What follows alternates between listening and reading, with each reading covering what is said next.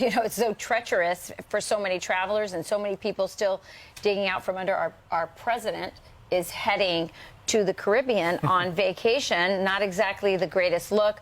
Let's bring in our governor from South Dakota, Governor Kristi Noem. Governor, I seem to remember, first of all, Merry Christmas to you and your beautiful family. We have lots to talk about. Let's start with this. The president heading to the Caribbean in the middle of the disaster, a lot of it self-imposed by his energy costs and what's going on at the border. I remember Ted Cruz getting in a lot of heat media-wise when he took off to Mexico during an ice storm in Texas. Yeah, that's what's interesting. And that situation with Ted Cruz was unpredicted. With the president, he is perpetuating all of this himself. This is a national security threat that he's bringing onto our country and creating crisis after crisis by allowing us to have a border that's not secure, by not following through on policies that secure the American people, by increasing our energy costs, food costs. People are suffering, and he's going on vacation. So I honestly wish the president would go back to his basement.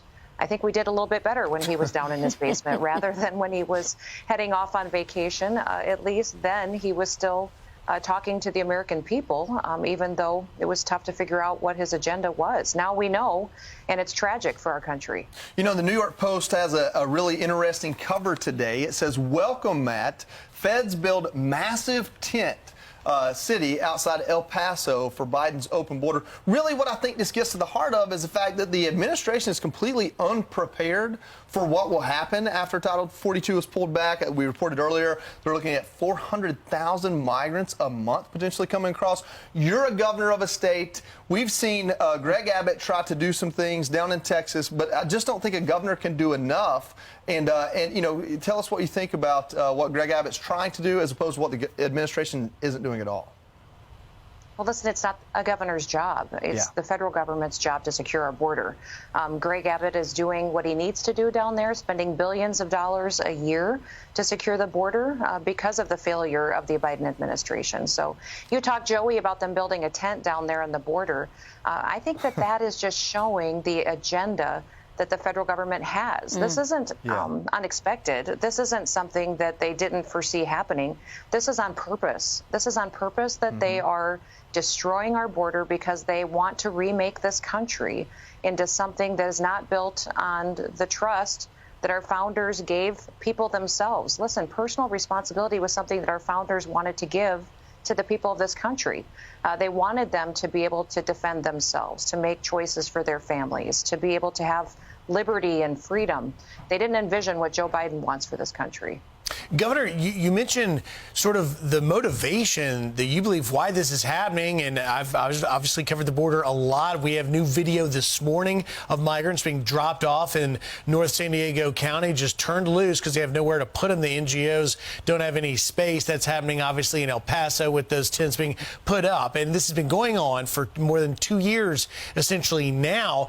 Yet, when we talk to these Border Patrol officials, particularly people like Rodney Scott, who is the former Border Patrol chief, he says this isn't just a humanitarian crisis. This is a national security crisis because of the threat that it poses.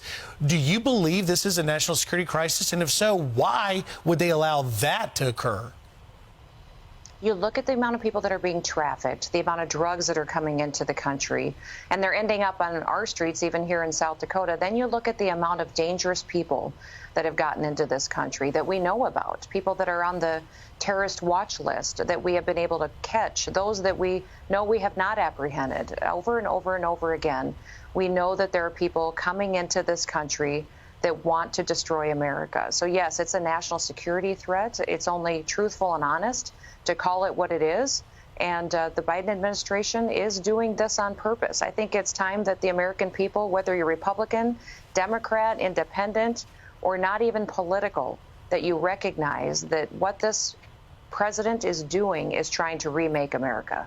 Yeah, and without the will of the people. I mean, there's no way if you put this policy for a vote that the American people on the left, the right, the independents, no one would vote for this. This is sort of like an NGO George Soros policy that's being pushed, and our federal government is doing the bidding, and people are getting rich off of this, off of what's happening with children, the sex trafficking, the drugs.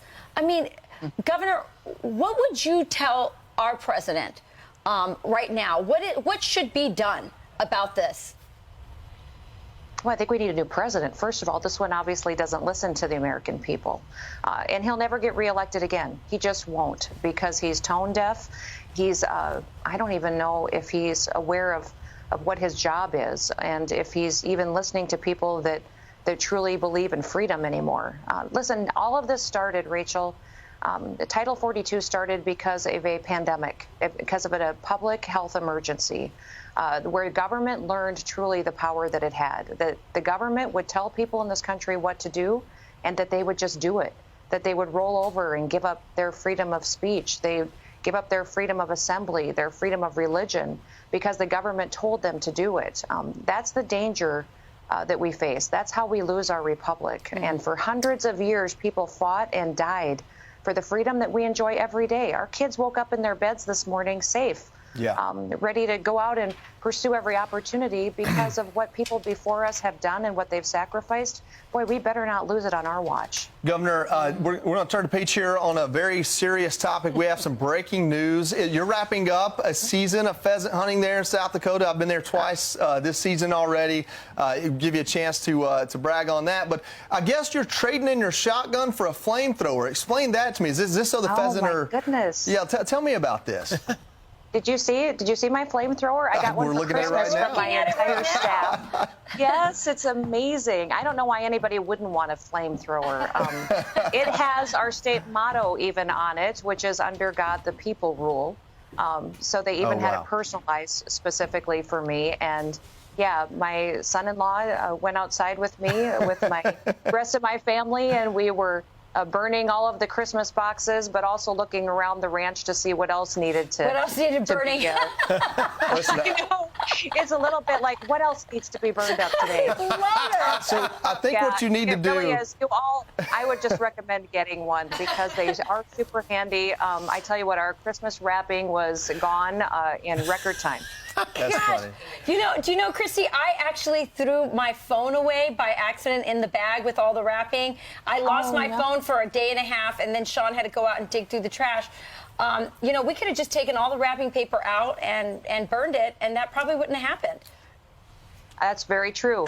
One year Booker got a brand new Vikings jersey for Christmas, and we burned it up accidentally with all of the wrapping. So nothing was burned this year except for items that needed to be. But yes, go get yourself a flamethrower. It'll make a very Merry Christmas. We'll talk about this offline, but I have in my head, I'm pheasant hunting, and before the bird hits the ground, it's ready to eat. So we'll talk about this. We might have something going on here. I think we can figure this out. Never thought of that. I'm going to rename her Governor Badass. Can I say that on TV? You just did. I think I just did. It's okay with me.